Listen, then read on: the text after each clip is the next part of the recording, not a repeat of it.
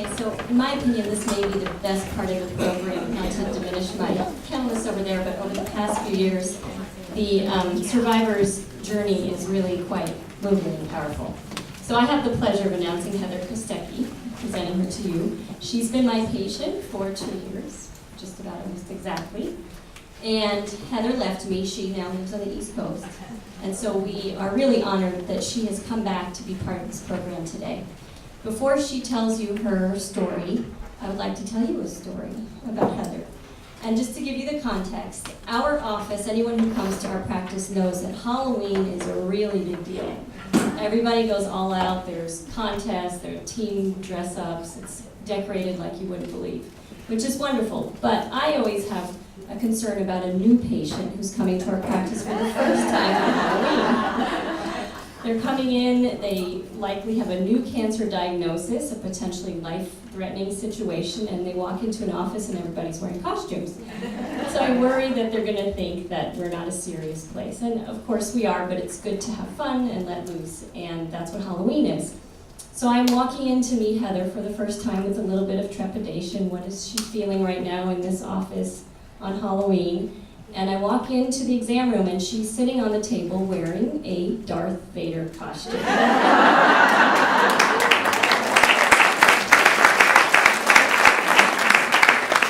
So I knew we were going to do just fine. And at the end of our visit, about an hour later, I was walking out of the room and I hear her husband saying, "Okay, Vader, let's get out of here." So this is Heather.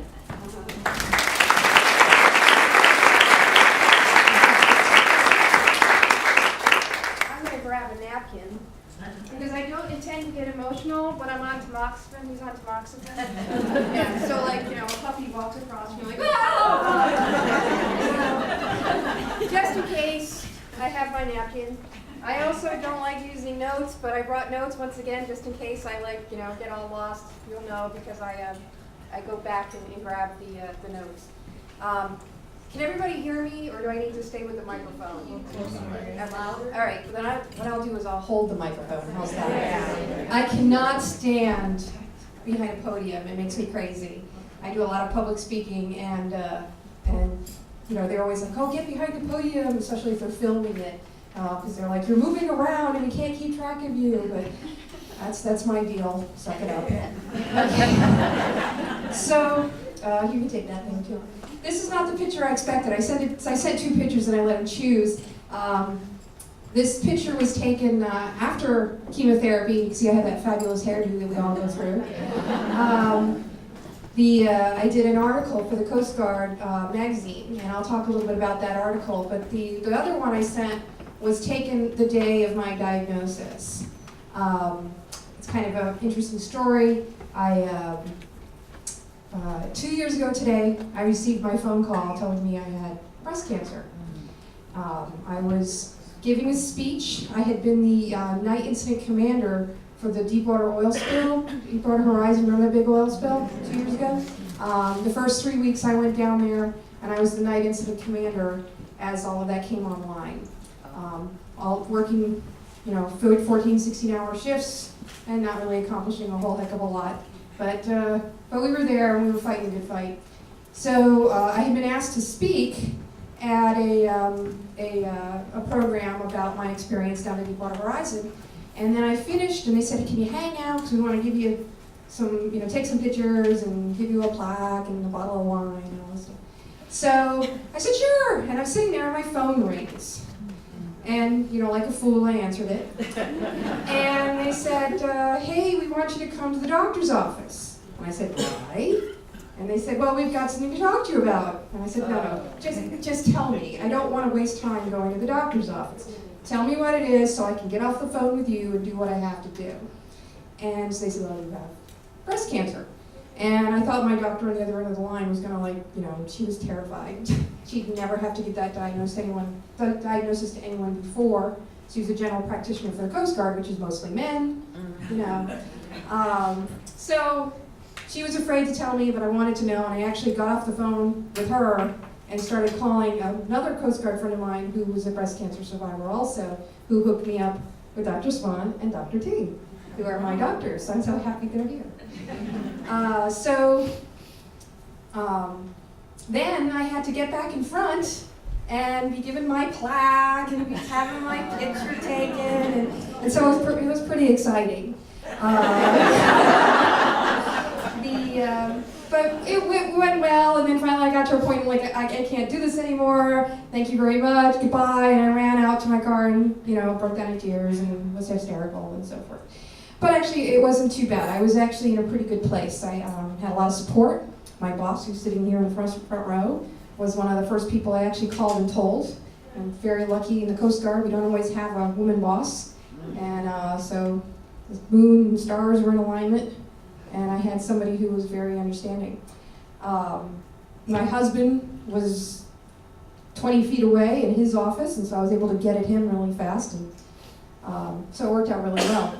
But I also was very ready, because when I first went to get my first mammogram, which almost never happened, so I went, and my doctor said, go get a mammogram, you're 40 years old, and when I went to go make my appointment, it had never been put in the system. So I almost never called. I said, let's wait till next year. And something in me said, no, just go ahead and get it done. So I called and they put it back in the system, and a couple weeks later I went to have my first mammogram, and they said, a lot of times when with large dense breasts we have to call back, so don't feel concerned. So they called me back a week later, and I went, okay, and I went in. And they did another mammogram, and they were done. They were like, can we do an ultrasound while you're here? And a lot of people nodded. Yeah. So I went in for the ultrasound, and I was like, da-da-da-da-da. And I had a lot of scar tissue. I had a bilateral reduction just a few years before, and so I was still like, it's probably scar tissue and so forth. And then the doctor came in after they had done the ultrasound, and it was a guy, and he was terrified. He was like at the door, and he was kind of like this. And he's like, I want you to go get a biopsy. And then he thought he was going to run out. I thought he was going to run out of the room. He was waiting for me to burst into tears and be hysterical. And I was like, okay, sure, that'll be fun. And so a few weeks later, it's October 8th. Never have to go have a biopsy at the beginning of October, because you cannot get away from thinking about breast cancer. Everything is pink, every commercial, okay. Been there. So I went and had my biopsy, and 3.5 hours later, laying on the table in the banana position, which you all know, there was a lot of the entire time, and as soon as I got off, I think every single person in that office hugged me. And I went, oh crap. That's not good. And so when I got the call a week later, it wasn't a big shock. What was the shock was the, multiple sites, AGR2 positive, and all these wonderful things, and that was great. But, like I said, I had a fabulous support network with my friends and my team, and they're my team. So, they're not yours, they're mine. So, Dr. Swan took away my big thing. So I decided to go, and I said, okay, I'm not going to let this take over my life. I'm a slightly crazy person, and I'm going to continue to be a slightly crazy person. I'm a happy person, and I'm going to continue to be a happy person. And I've been Darth Heather since I was 7 years old, and I had planned on being Darth Vader like 6 months before, and bought the costume, and gosh darn it, I was going to be Darth Vader for Halloween, which included visiting my doctor, and she was just going to have to deal with whoever I was. And it's kind of funny, because when I walked in, I was like, score. This is my kind of place. Okay, I can do this. And actually made it my life's mission that every time I came, I wore some kind of different hat. So I had like Viking horns and a Japanese anime, all kinds of kooky things. But I rocked it bald. I just want you to know that even with like 2 eyelashes and a half eyebrow, I was pretty fabulous. Woo, that's right. That's right.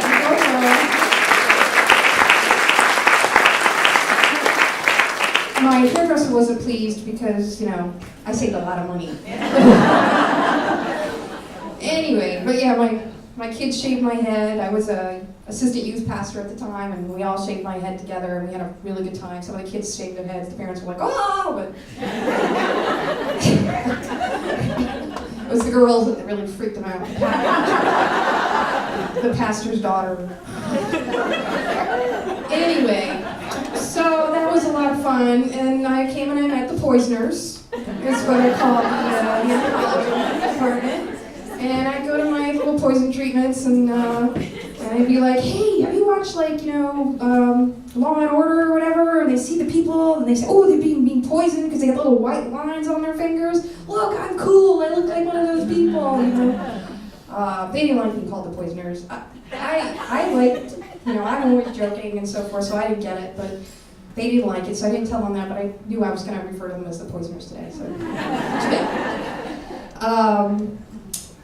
So then, you guys went to those, wonderful appointments like I did, or most of you have, and you walk in and they go, "What's your name?" You go, "Okay, that's easy, Heather." Even with chemo brain, I can remember that. It's written on my clothing, so a lot of times I could just look down. Yeah, that was very useful. Then I would, they'd say, "Okay, get on the scale." People they're like, "Oh, you have cancer, you're gonna lose weight." No, I had my new uniforms, and it's been over a year since my last treatment, and I've not lost 1 pound. Thank you, tamoxifen.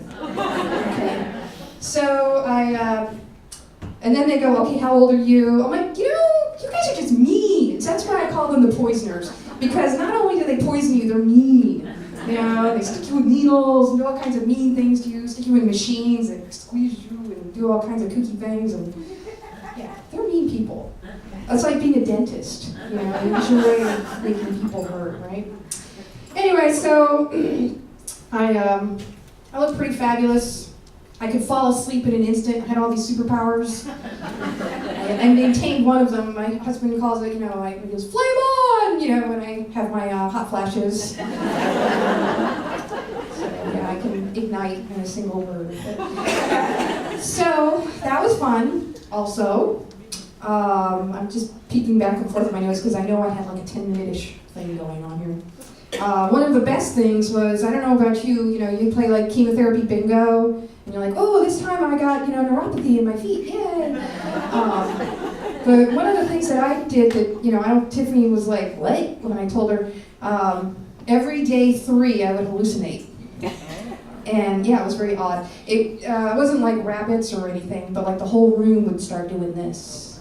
And it was very strange, and I got really kooky. And if you added Vicodin, because I'd had a surgery or something like that, forget it. And I would start drunk texting people.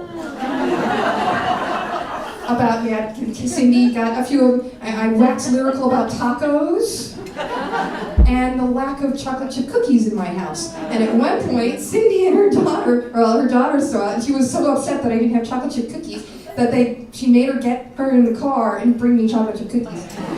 And so my husband found out, thank you, Cindy. My husband found out, so he would take my phone away. But my daughter, my little, minion, she would run off and get it back for me. So I have 2 rotten daughters.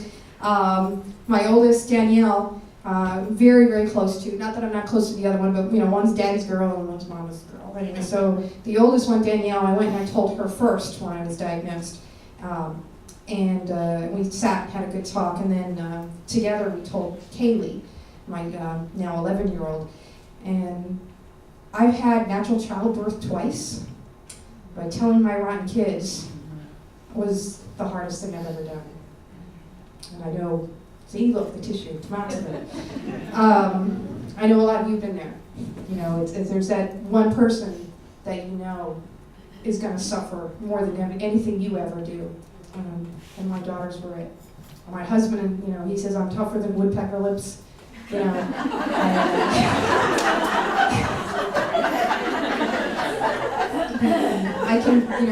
I can go through anything. Yes, chemotherapy sucked, but it's doable. We're all here at the other end, But watching my daughter, be sick and I couldn't be in the room with her, because I didn't want to, I had been, fighting fevers myself. That was hard. Not taking her to her orthodontist appointments, not being able to take her to her track meets and things. But what did happen, there were some beautiful, beautiful things that happened. And this is, God told me that I needed to enjoy the little things. Anybody here a Zombieland fan? Oh, right, yeah, it is. Okay. Was it Rule 32, enjoy the little things? Surviving Zombieland is very like surviving chemotherapy. You've got to do, it's a good movie, don't watch it with your children in the room. But Rule 1 is cardio, stay active. Rule 2 is, that's Rule 2, not wear your seatbelts. Oh, careful of the bathrooms. That's keeping your hands clean, okay? And Rule 32, there's a bunch of other rules and they're all really good, but Rule 32 is enjoy the little things. So I decided, you know what? My daughters are watching me. And not just my daughters, my youth from the youth group, my youth at work. I work with a lot of young people. Our sector has 700 people, and in some way, shape, or form, most of them are average age of 26 or younger. And so I was somebody that people looked up to. And I'm like, okay, I've got to kick this thing's butt with a smile on my face and show these people that when life kicks you, or life gives you lemons, squirt it in their eyes. So I decided to be a good model, and I just, I'm going to enjoy everything. So we let the word out. The Coast Guard is sending all over the world, literally, different postings. And when I was diagnosed, it had been over 7 years since I had lived in Alaska. And 2 friends who I hadn't seen in 7 years, and I speak to like once a year, immediately said, when can we come? And they came down for 2 weeks. So every single time I had a chemotherapy, so 6 rounds, somebody flew in from somewhere. And when I had my mastectomy, somebody flew in. When I had my reconstruction, my last reconstruction, my mom flew in. But, all of a sudden you saw how much you had touched other people's lives and you didn't even know it. And I had to learn to give up some of my control, and I watched them love on my kids, and I watched them, take them to the soccer games and take them to sit through the, tough orthodontist appointments. And even though I couldn't be there, these people loved me and loved my kids. And that is something that those of you who are caregivers out there, accept help. Your children will thrive. There are people out there who want to love on them. There are people out there who want to help. Let them. But that was kind of a tough thing for me. So, I already talked about Zombieland. All right. So then after I finished chemotherapy, we talked about this aftercare thing. I was the night before my last chemotherapy, and I almost got hysterical. My husband was like, why did your last chemotherapy? And I'm like, but then I've been chemo girl. I talked about myself as chemo girl, and I sent out emails, and it was adventures of chemo girl, and what fun thing happened chemo did to me today, how many times I threw up or whatever. And so I was like, I don't know who I am anymore. I'm gonna not be chemo girl anymore. Who am I gonna be? And so we sat around and we talked about it a little bit, and that was one of the blessings that came around, is my husband and my kids and I talk a lot more. We decided I should be Survivor Mom. That's my new nickname. So Survivor Mom, what she does is she does things like this. She comes and she talks to people, and she reaches out and she helps people. And she's there like people were there for me. I'll do articles. The one article, not the one that this picture was in, I had multiple people from all over the Coast Guard calling me in, including a 26-year-old young lady who was diagnosed a second time with breast cancer and still had not been sent to an oncologist. They had done surgery, and then another one had come back. She was about to have another surgery. She was having problems with her command. And being a commander, I'm not like an admiral or anything, but people still have to stand up when they come in the room. It's kind of cool. I was able to help her out. And she actually finally convinced her she was going to get out of the Coast Guard. I got her to stay in and get medical treatment and seen an oncologist, and they actually found a third site, and now she's being treated with an oncologist's help, and maybe this young lady will actually, be done with this chapter of her life soon.